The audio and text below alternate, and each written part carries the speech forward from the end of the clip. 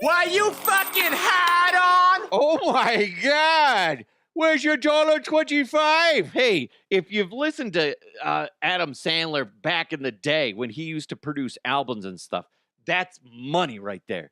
That's Toll Booth Willie, motherfuckers. Why you fucking hat on? And the way I'm getting talked to on social media this morning on my Twitter account for basically just stating a very basic point. You'd think that people would be calling me a fucking hard on this morning.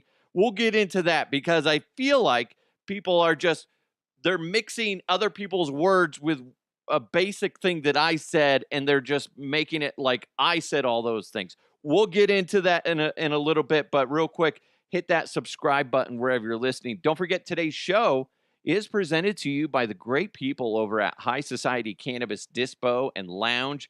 And of course, Bet Online. Bet Online is the world's most trusted betting platform and your number one source for everything football. Preseason's done. Regular season just over a week away. Can't wait to get into that.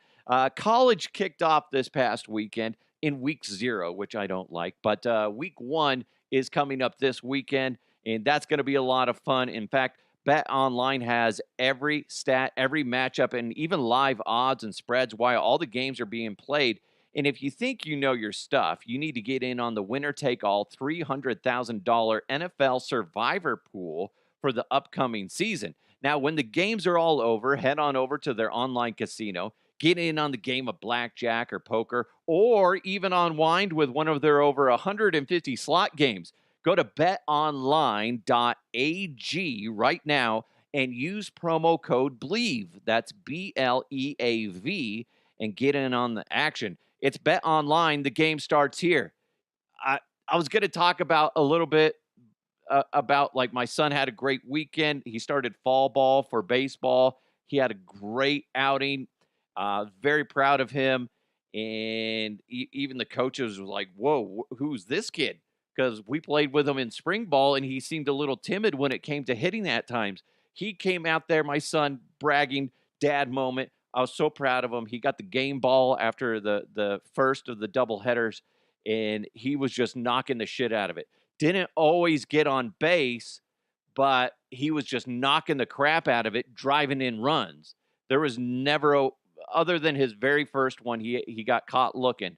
But after that, he was just nails, driving in runs and just hitting with a purpose. And he got that game ball. Very proud of you, Jackson. You did a fantastic job, well-deserved. And he's got a good group of people around him. Very supportive teammates when other kids make a mistake. I saw something real quick. I just got to get into this. This is what sports is all about. One kid that was fairly new to baseball made in practice, in warm-ups, made a very bad throw. Okay, let's call it what it is. It was shit. It was garbage. Okay, but the kid felt immediately terrible after it. And one of his teammates came up to him. And he's like, dude, it's because I'm standing on the other side of the fence right in front of it. And he puts his hand on his back and he's like, it's okay. You're going to get better. And the change of expression on that kid's face was night and day. And it was really cool to see. And he's got a good group of teammates, a good group of coaches. And it's just fun to watch. The Wolfpack did awesome. They rallied around. And by the way, that kid that, had that one bad throw, that was his only mistake that I saw. The dude freaking crushed it. So we all make mistakes, especially in sports. It's very easy to do. But it was really neat. They won their doubleheaders, both games, commandingly. And it was really neat to see. That's what sports is about, especially youth sports, is about learning and getting better and supporting each other and learning what it means to be a good teammate. Remember that as we get deeper into the show. But what we need to do is right now have a little fun. Let's jump into some headlines. Let's go! And now, here are the headlines. This is a good example of bad management. You've probably experienced at some point in your working career, whether it's now or in years past, where you have a manager that you're just like, dude, that guy or that lady does not have my back. So this is how the story's going to start for you.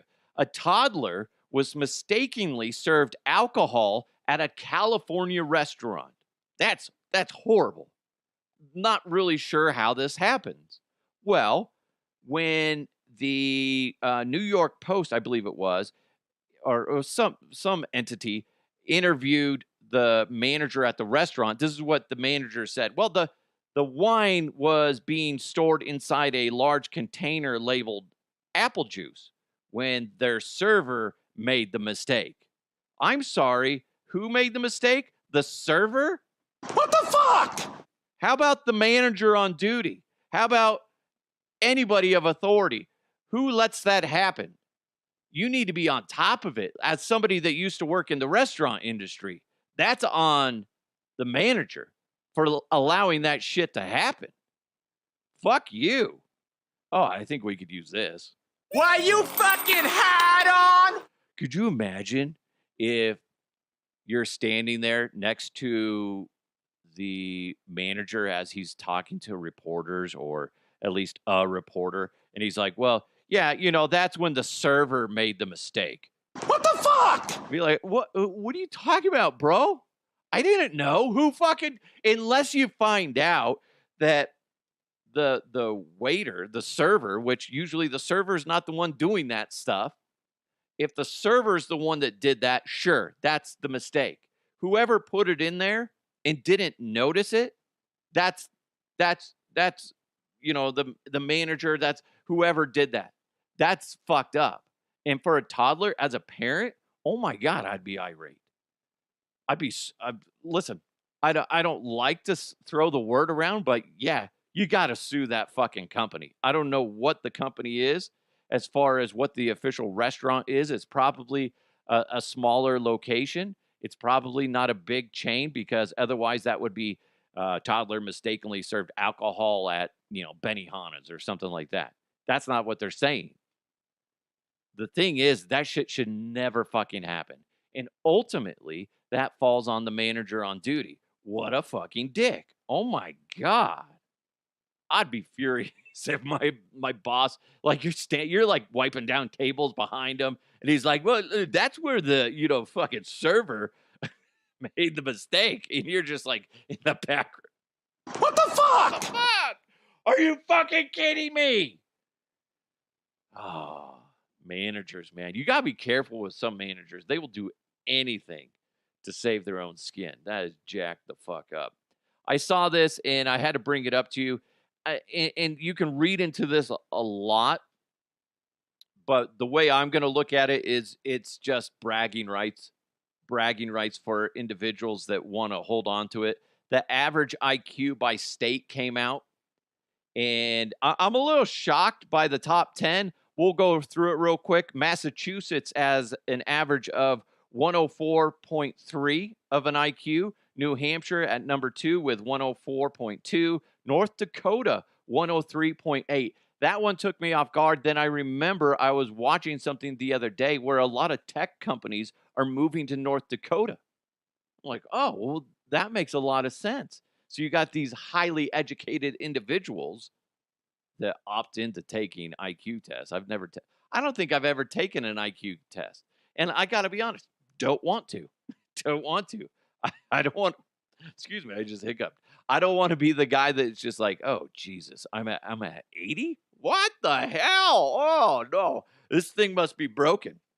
So good for North Dakota. I think that kind of shocked a little bit of, a good amount of people, I should say.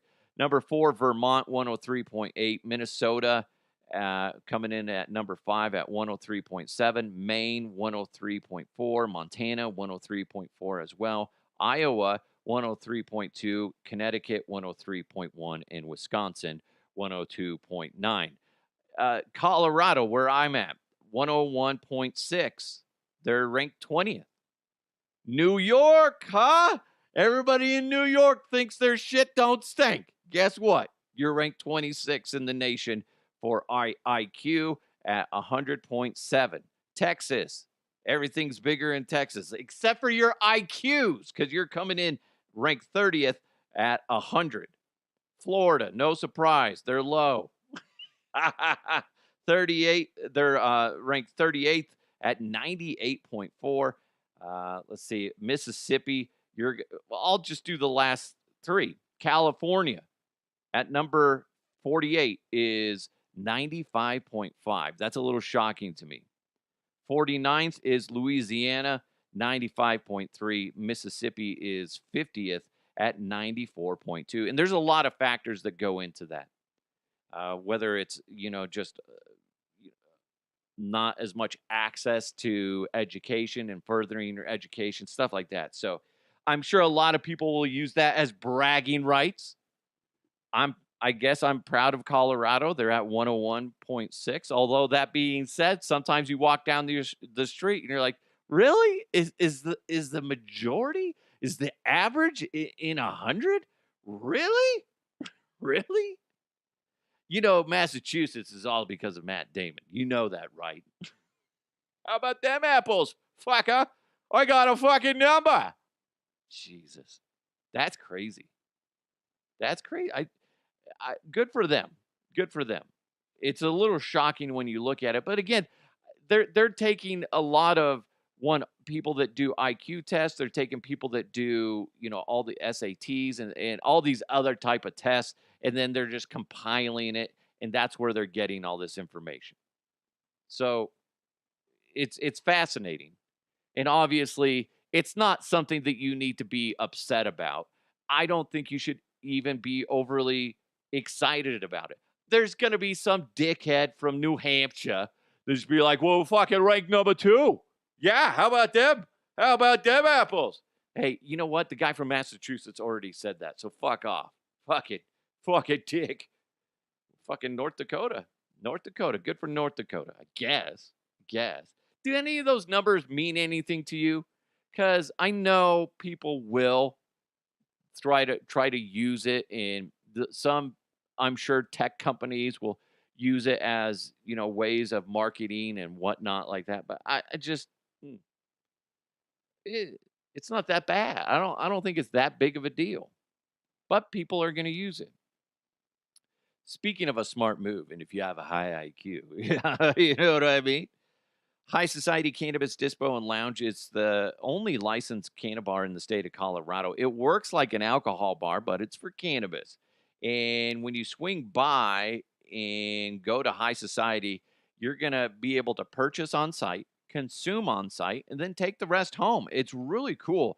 And they have something for everyone. They offer, a wide selection of flower, pre-rolls, concentrates, and edibles, and they provide everything you need to consume it with, whether it's bongs or rolling paper, stuff like that. It's really cool. And to make the atmosphere just pop, they got 7 big screen TVs all around so you can watch your favorite sporting event. In fact, they have the Sunday ticket. So what better place to go hunker down on a Sunday to watch NFL football than going over to High Society? What a great place. You could also host a watch party. That'd be a lot of fun. Plus, they got Nintendo Switches available to rent, tons of board games. They got a quarter arcade with pinball machines, vintage Street Fighter, and Mortal Kombat. High Society has tons of events, whether it's comedy shows or live music, open mic nights, drag bingo, craft nights, puff and paints, game nights, and Texas Hold'em games. It's a really cool place. You got to go check them out. They're open daily from noon to 10. Happy hour runs from noon to 4:20, Monday through Friday. By the way, Tuesdays is Ladies' Day. And ladies, you're going to get 20% off all day. Hey, you're welcome. High Society Cannabis Dispo and Lounge. It's just 9 minutes from Coors Field, and it's open noon to 10. Got to be at least 21 or older to consume. No outside product. You buy it there. High Society's at 7667 Washington Street. Just GPS to High Society. Before we get into the mailbag that is just bursting at the seams, like ridiculous, I'm sure you've seen this story going around, and what an embarrassment for Boeing. But NASA is turning to Elon Musk to rescue the astronauts stuck up in space. Um, they've been there since June. So Barry Butch Wilmore and Sonny Williams are NASA astronauts. They took orbit, like I said, back in June of this year of 2024. And due to a failed Boeing Starliner mission, it's now estimated that they'll return in February of 2025. So fucking 8 months. The mission was testing whether or not the reusable Starliner would be viable transport for astronauts to and from the International Space Station, and was scheduled to only last 8 days. And they're going to end up being in there for 8 months because they just hunkered down into the ISS. So they had malfunctioning thrusters, they had leaking helium. Just as soon as they lifted off, it was just a shit storm. So they're hunkered down in the ISS. Thankfully, they had somewhere to go. Now, space agency officials explained that the two astronauts will be picked up from the ISS by the crew of SpaceX's Crew 9 mission, which is set to lift off at the end of September. But that mission is supposed to end in February, so they got to stay up there. How fucking awful. What an embarrassment. There's rumblings coming out of Boeing, people talking off the record to journalists, that everybody in Boeing is fucking embarrassed. They're embarrassed because they always talk shit about Elon Musk's SpaceX, and now SpaceX is coming to fucking rescue them. Boeing is already having fucking problems when it comes to their brand. You know, pieces of engine coverings falling off, doors falling off, all that nonsense. Landing gears not working, stuff like that. They're already having issues with their airlines, and now when it comes to going up to space, they're like, fuck, we got two astronauts stranded. Thankfully, they're okay. I can't imagine they're in too great of spirits, considering that they're going to end up being there for 8 months instead of just 8 days. But like I said, they're already going in on 2 months. Oh my God, I'd be fucking pissed. Imagine, this is like the first thing that popped in my head. Could you imagine? It's supposed to be like an 8-day work trip, and it's turning into 8 months. One of them, their significant other, is not taking it in stride. They're not happy about it. They're like, oh, classic. You were supposed to be home like 2 months ago. What the fuck? Why are you doing this to me? Get home now. I can't get home. Get an Uber. I don't care. You need to get home or we're done. We are done.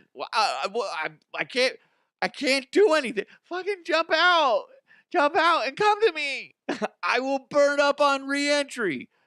Well, at least you try. Oh my God, that'd be horrible. You would have, it'd be like that psycho, non-understanding girlfriend or boyfriend, whatever. Oh my God, that'd be terrible. Terrible.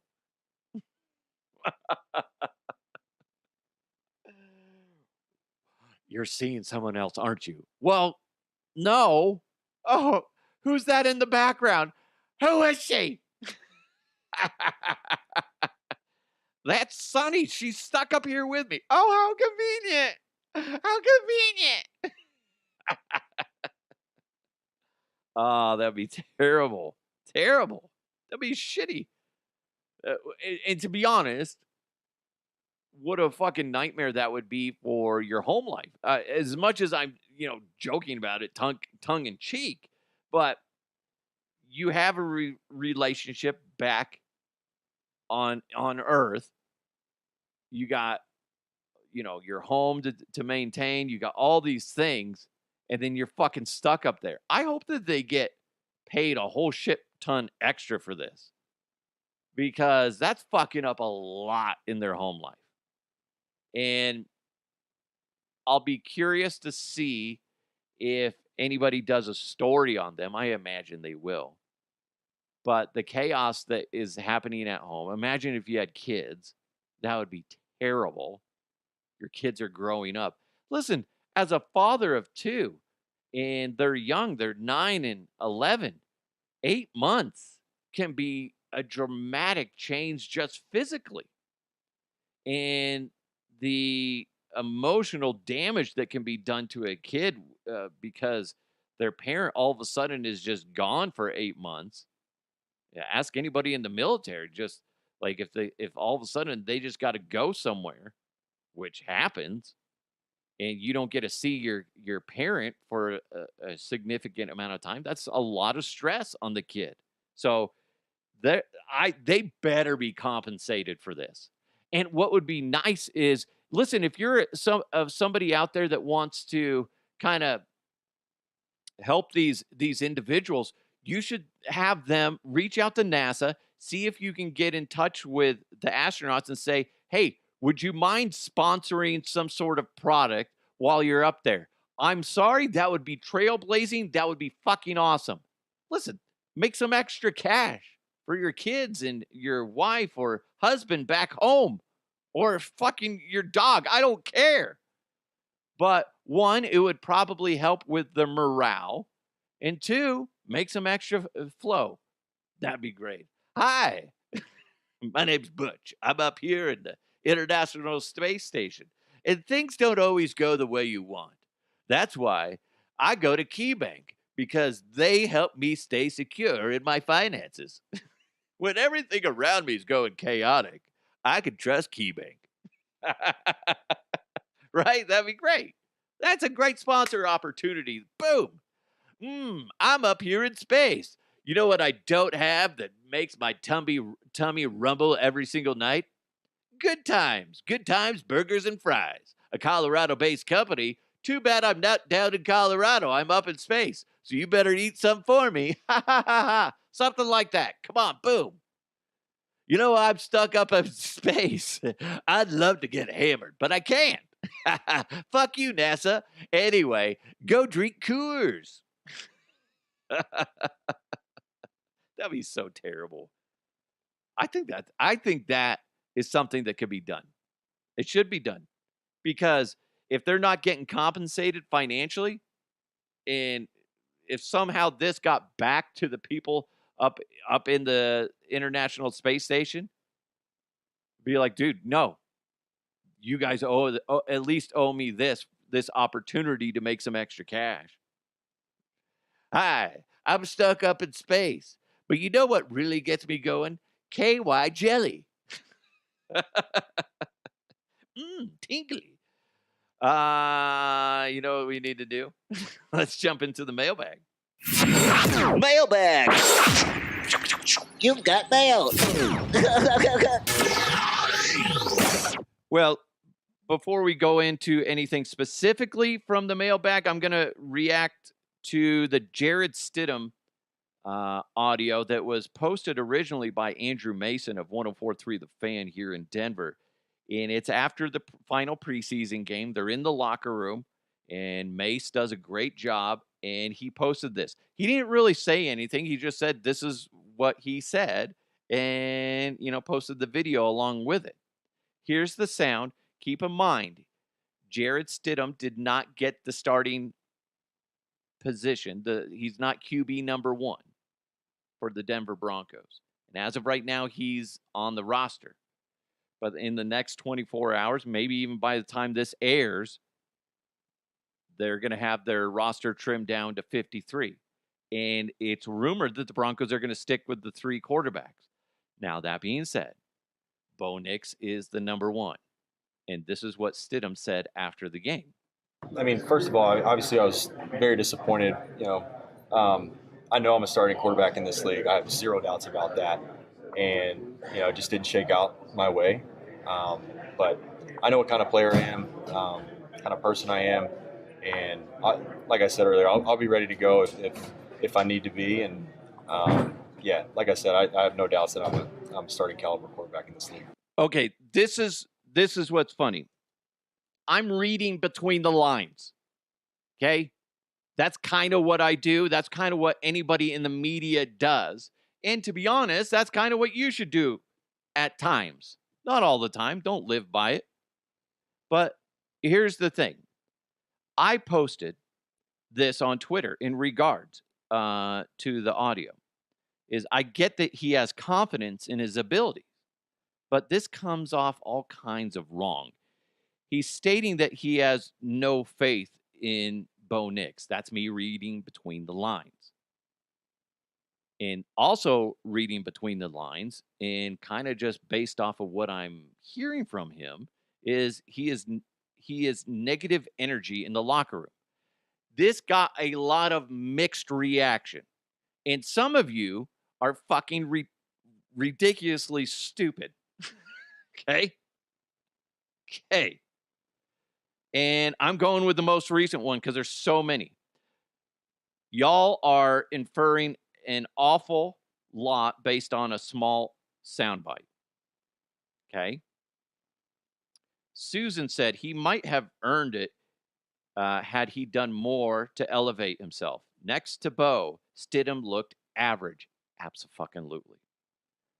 Hold on. He says that he's a starting quarterback in the league. I don't fucking see it.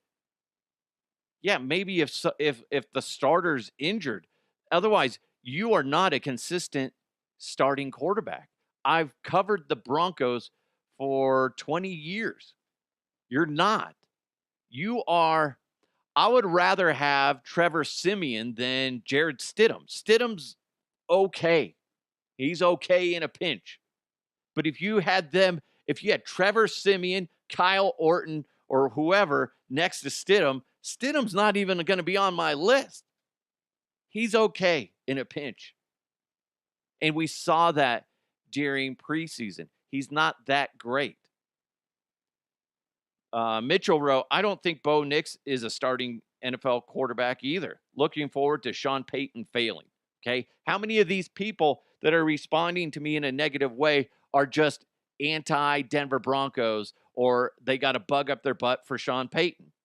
James wrote, obviously, you are not a starter in this league. That's why the Broncos picked Bo at 12. Absolutely, James. Absolutely. Slime Rat. That's awesome. That's a great name. No, he isn't LMFO or laugh my ass off. Sorry, he didn't have the F in there. He's just confident and wants to be a QB1 somewhere. They didn't ask him about Nix. They didn't have to ask him about Nix, Slime Rat. The point is, he's saying this. He's like, I should have been one. I should have been. I'm a starter, and I didn't get that. And I'll be ready to go in when necessary. Okay? You're saying it without saying it. And yes, I'm reading between the lines. I said that at the fucking beginning. This one's funny. Brad wrote in, I'm a former team captain at Manti High School. I sucked at football. I put my disappointment of not playing aside, and we won the state championship, the first in school history. I'm a journalist. You're a comedian. You're entitled to your opinion. I've been in a locker room. You were a backup quarterback in high school. You're now a journalist. I've covered the Denver Broncos, the Colorado Rockies, Denver Nuggets, a little bit of the Avalanche. I was never in the Avalanche locker room, but I was in everybody else's locker room at least a few times. Okay? I've been in there. I've covered it. I also work closely with former football players that won Super Bowls. Okay? Not just Mark Schlereth, but other guys as well. Okay? Don't be sitting there trying to, throw your resume at me, Brad. The point is, he's a negative energy in the locker room. If you're at your job, you just got promoted to, manager, and then you got your assistant manager talking to people going, listen, I know I could be the manager. I should be the manager, but I'm not. But I'll be ready to go. I'll be ready to go when they call me, when they ask me to do it. Really? And you're just sitting there going, fuck you, dude. Eat a dick. Ooh. But you didn't get the job. How about that? Now, obviously, two different worlds, depending on what the industry is. But ultimately, it's the same. I was a backup quarterback in high school. I know what it's like. Okay. I played football too. I was in the locker room. I was terrible. Okay. Okay. I've also been in the locker room covering professional teams. What's your fucking point? Yes, I am entitled to my opinion. And my opinion is he's projecting negative energy. Am I saying that Stidham needs to be cut? No, I don't think so. I think that he could have chose his words differently. Does it mean that he is what some people are saying is a cancer? Based off of that, no. I haven't heard anything else coming out of the locker room saying that he's being a disruption. Ben T. Rails wrote, no, a starter should be disappointed when he's replaced. Wilson handled it better because he was never the starter. Yeah. Wilson has been a starter, but not like a lot. I believe he started a few games. Come on. And who would, and a lot of people are going, wow, Sean Payton fixed Zach Wilson. You're basing that off of the third preseason game. You can't judge too much off of the third preseason game. A lot of guys can ball out on that because you got a lot of miscellaneous guys that you're putting out there as a coach and going, okay, is this guy good or bad? Or is he, because they don't do the cut down days like they used to. They used to do them in stages. Now it's after the final preseason game. There's roughly 24 plus hours till they have to trim the roster down to 53 and then get their practice squad up to what is it, 16 guys? So a lot happens after the preseason.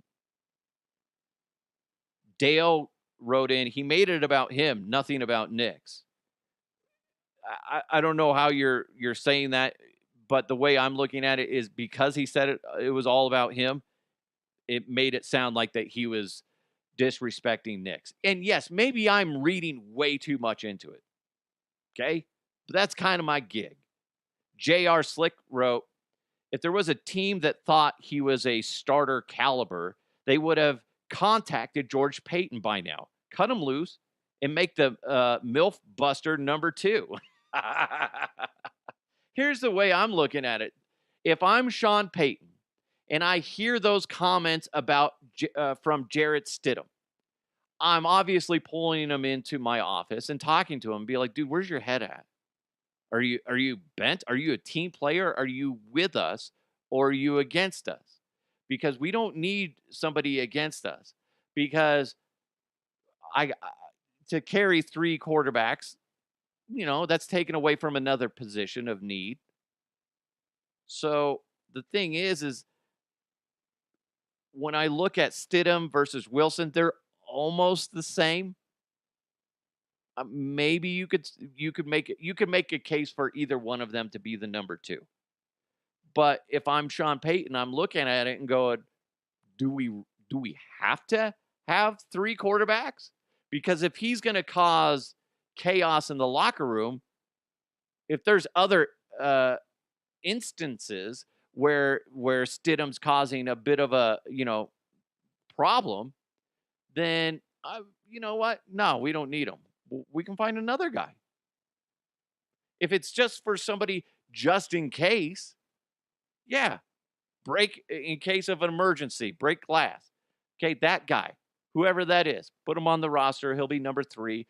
Zach Wilson, the MILF Hunter, will be number 2. That's the way I'm looking at it. Dale wrote, oh wait, not Dale. Bethany wrote, it's good that he's disappointed, even though he isn't a starting caliber QB. I thought Zach handled it better. Right. And yeah, and here's the thing too, though. At least he believes that he's that good. Because you wouldn't want a player in any position or any employee for that matter being in a position of saying, yeah, I don't think that I could advance to the next stage, or I don't think that I'm the number one guy. You should always be believing in yourself that you can take the next step. And if you're not, then you need to evaluate yourself and be like, what am I doing? What do I need to work on? Okay. It's good that he has that confidence. It would be bad if he didn't. But that goes back to, hey, I'm disappointed in myself that I didn't prove that I was worthy of number one. But that's the way it is because Bo's really good. And I support him and I got his back. And if for some odd reason I need to go in there and help the team out, I'm there. I'm there. But right now, I got his back and I believe in him. Boom, there you go. Fuck, man. It's not that hard. It's not that fucking hard. Cindy said, but should he say, I know I'm the second best? I'm glad that he believes in his abilities, and hopefully, if he stays with the Broncos, he will try hard to prove it. Yes. I don't want a guy going, I'm not that good. But do you see this shit happen? I'm not. Listen, here's the other thing, too. Bo Nix hasn't done jack shit in the NFL. We can say that he won the starting job for the Denver Broncos, but he still hasn't done jack shit. He hasn't played an official game. He played preseason games. You know, coaches are working shit out, putting players in different positions and seeing what works, what doesn't. You can't put too much stock in the preseason. So, yes, he shouldn't have said it the way he said it. I'm glad he has confidence. I just Bo Nix hasn't really done anything yet. But based off of what I've watched, just like you have, I'm not going to say I watched tape because I hate when people say that. There's only a couple guys that I know, especially in Colorado media, that actually watch the tape. And the tape that I'm talking about is like the coach's tape. There's only a couple. Listen, you watching, your NFL red zone and all that other shit. And no, that doesn't count.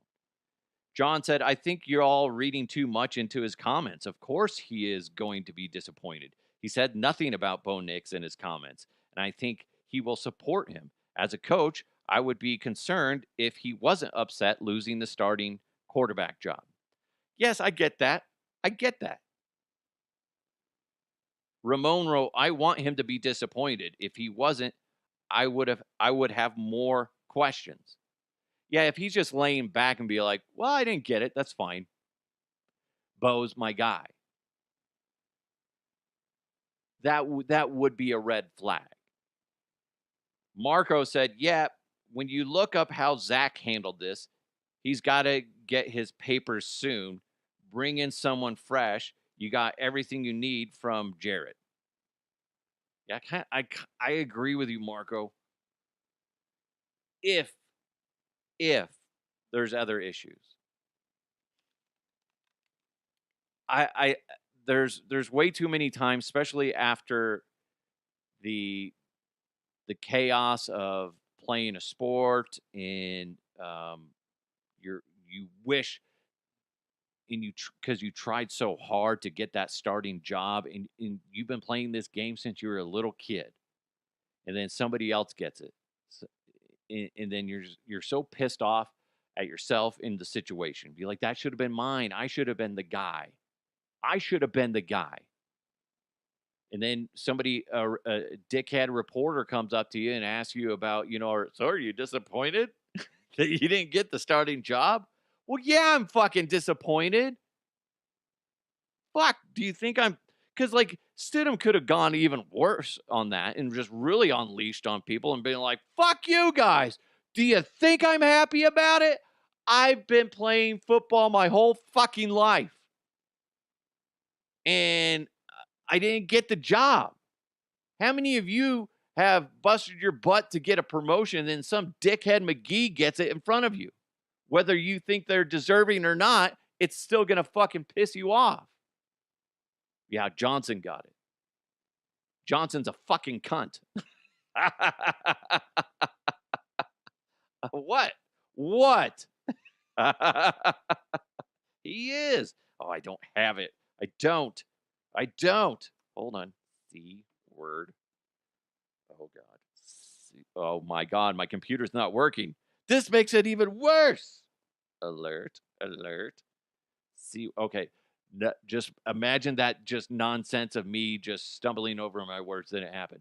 I called that guy a cunt. C-word alert.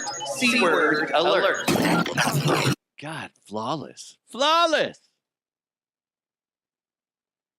I'd be pissed. That happens all the time. It's happened to me. It's happened to so many people I know. People that you go, how the fuck did they not get promoted? Or how did I not get promoted? What the fuck else do I need to do? Do I have to jiggle the balls? Is that what it is? Why the fuck did he get promoted over that person? Sometimes it's not clear. When you look at Bo Nix versus Jarrett Stidham, it makes sense why Bo Nix got the gig. There's two factors. One, Bo played better. Two, look where Bo was drafted. We just heard from last week, I think it was Bill Belichick. And he said, if you think he's good, you go with him. You put him in there. But don't fucking back out. And that's what they're doing. They're riding the Bo Nix wave. And hopefully it doesn't come down anytime soon. But Stidham, you're coming out here saying... You're saying things that make sense, but you're not wrapping it up properly. He should have clarified, but don't fucking take this and blow it out of proportion, media. Don't be freaking out. Because let's be honest, what I said originally is he is projecting negative energy when he says it that way. That's fact, man. Be in the fucking locker room, be in any type of work environment, and somebody says that, it's coming off the wrong way. It's coming off negatively. That's the optics. I don't know why he got the job over me, because I could be doing this job as the number one guy in just about any company out there or any team out there. Well, you didn't, though. You didn't get the gig here. So you got to tell me, where's your head at? Going back to what is rolling around in the head of Sean Payton. Do they keep him or do they let him go? Swedish Bronco wrote, oh my God, shut the fuck up, snowflake. No, you shut the fuck up. Doesn't make you a snowflake because I am saying that he's projecting negative energy. What I'm saying is put yourself in his teammates' shoes and go, how the fuck would that make you feel if you got some guy, if anybody's being a snowflake, it's fucking Jarrett Stidham. You didn't get the fucking job. You didn't. Okay? Support your teammates.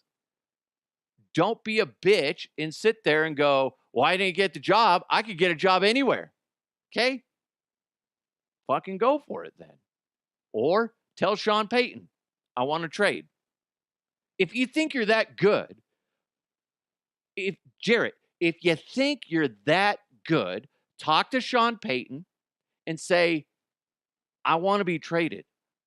I feel like that I can be a starting quarterback somewhere else in the league.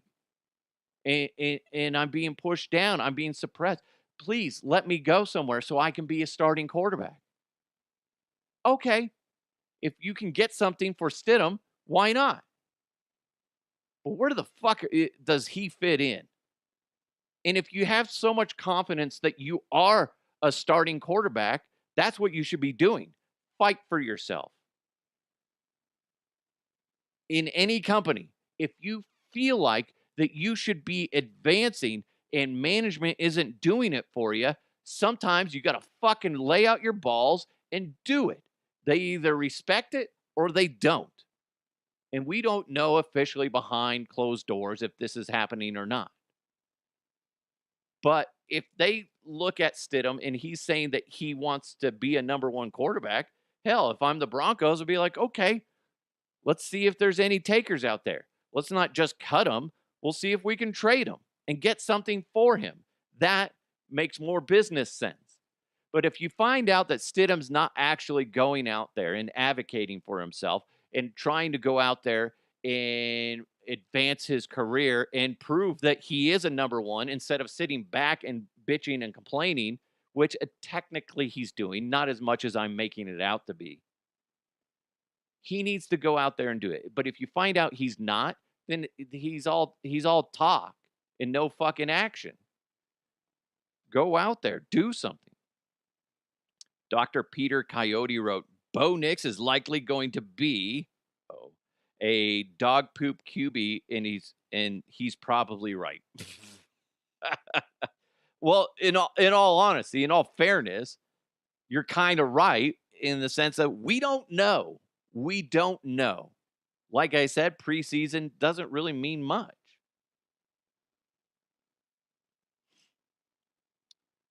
Ligma wrote, can you blame him? It's Bo Nix. Laugh my ass off. The fuck? Bo Nix looked good. Spencer wrote, you're all blowing this way out of proportion. I kind of agree with you, Spencer. I am. But you if you step away from the situation, you can kind of see the logic in everybody's perspective. I can see why people are saying that you're blowing it out of proportion, because in a sense we are, because we're reading between the lines. This is great. This is great for Andrew Mason. Last time I looked, that video that he posted of this had well over 500,000 views. That's great for his Twitter status. It's great. Great exposure for him. For me, it's great conversation because I can look at it and read between the lines, play devil's advocate on it. And as somebody that used to be a manager, as somebody that used to cover the team in more depth, I can look at it that way too. Is what is he causing in the locker room? And then with everybody talking about it, that's causing more issues. So I'm sorry if I fucked up the team. Sorry, I fucked up your Broncos.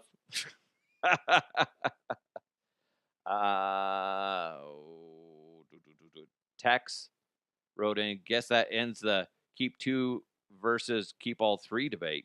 Yeah, we'll see. We'll see. Dude, I have like over 100 comments, if not, 500. We'll say 1 million comments. How about that? I'll just round up. I'll round up to the nearest million. Listen, I don't hate you if you think that I'm wrong. I get your perspective, but hopefully you're able to be mature enough to look at it from everybody else's perspective as well. It's very interesting.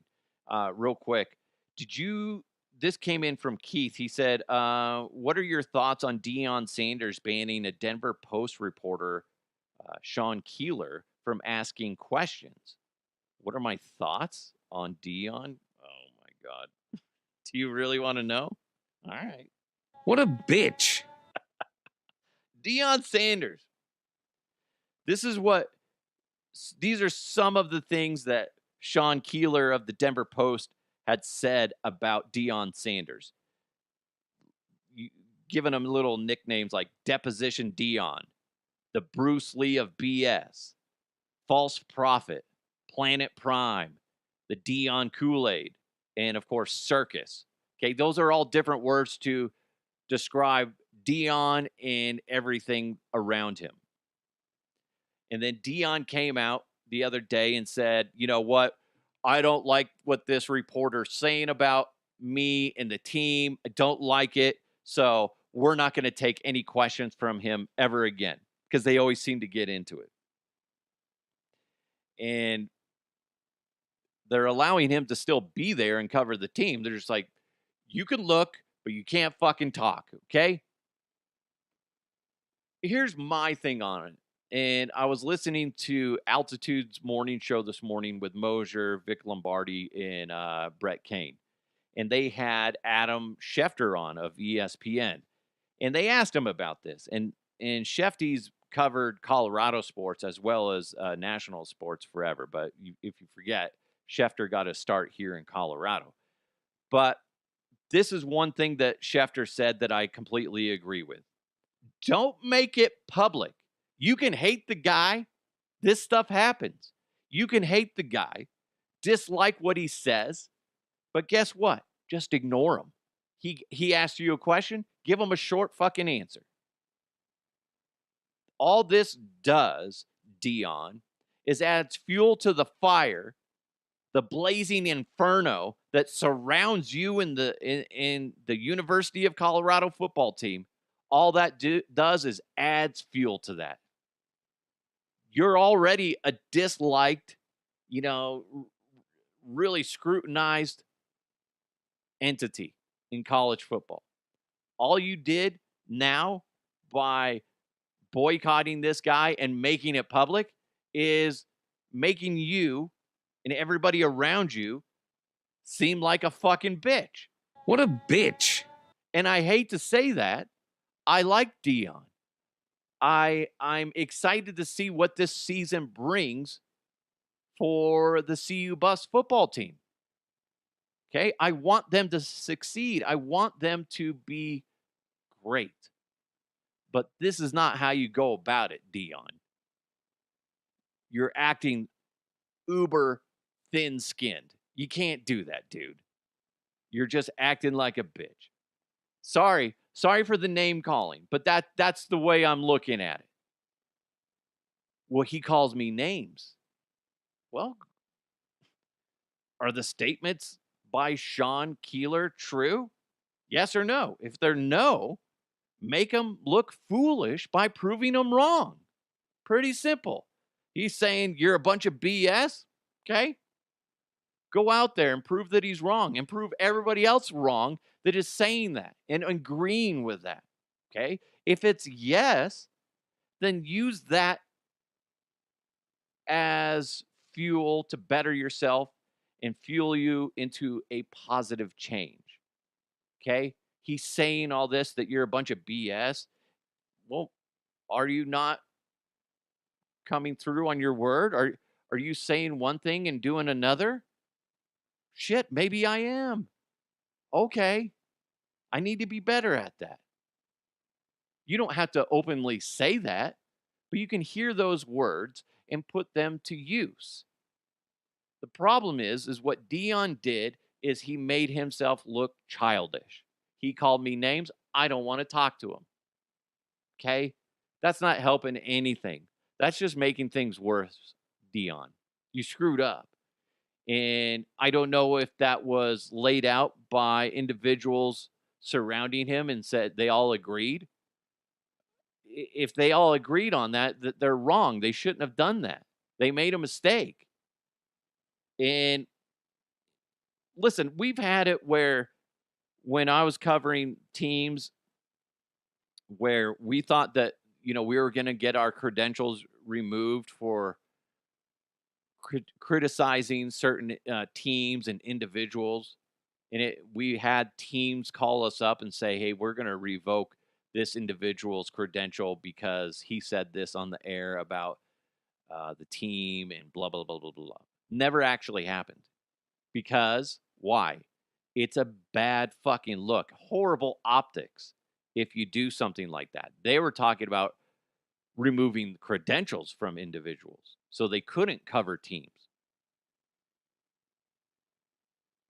And in a sense, it's the exact same thing with CU, but they actually fucking did it.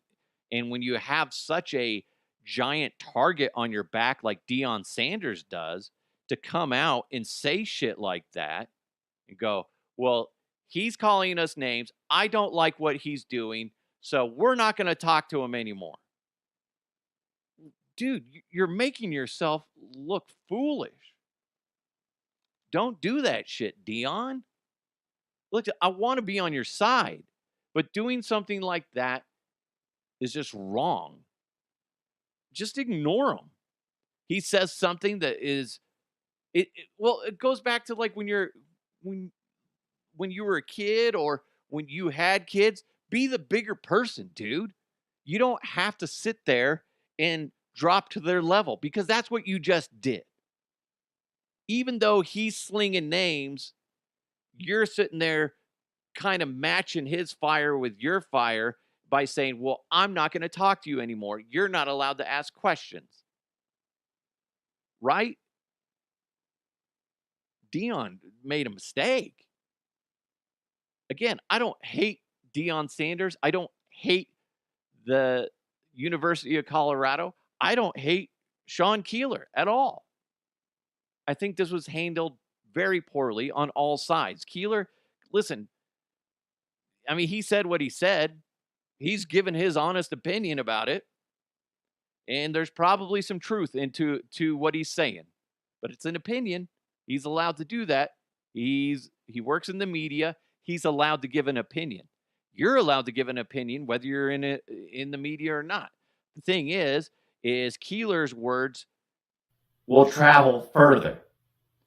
But does it mean that he should be, riding on the bandwagon of hate of Deion Sanders? No. But do you know why he does stuff like that? Because it helps.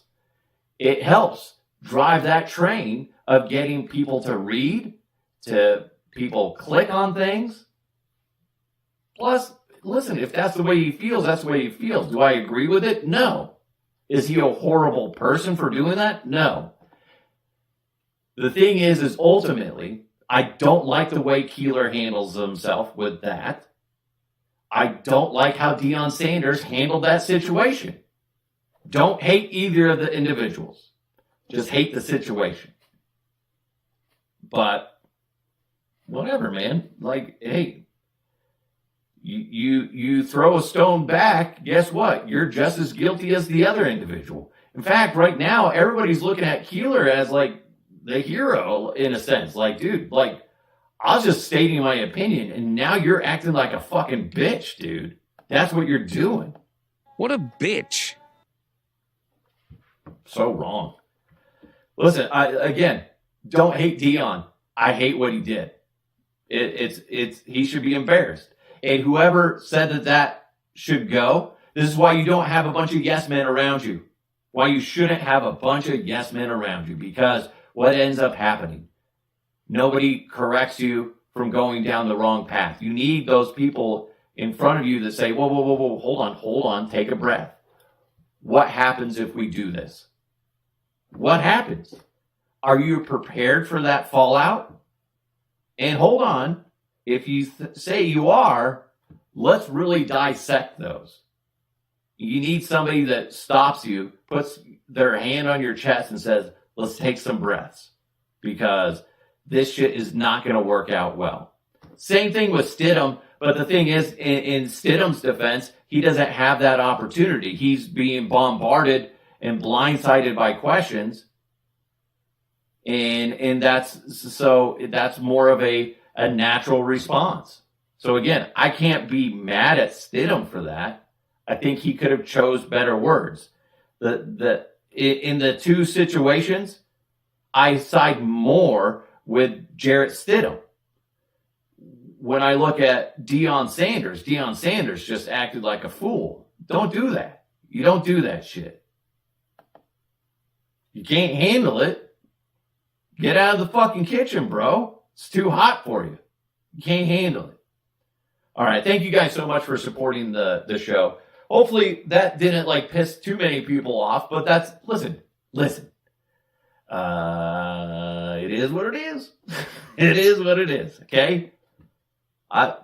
like I said, at the end of the day, I don't hate anybody for their opinions. You have it, but you got to be okay with people coming back at you, and it doesn't look like Deion has the sack to do that. He's way too fucking thin-skinned on that shit. Jesus. Also, if you're going to go up in space, if Boeing's involved, be ready. Pack a suitcase, because you just don't know how long it's going to be. Oh, my God. See you in 8 months. Well, I'm sorry. I thought you said 8 days. Shit. Shit. Anyway, thanks for listening to the show. You guys are amazing. Have a fantastic day. Big thanks to High Society Cannabis Dispo and Lounge. And, of course, Bet Online. Go to betonline.ag. It's the Huff Uncensored. You guys are amazing. Let's continue to move forward. I'll talk to you next time.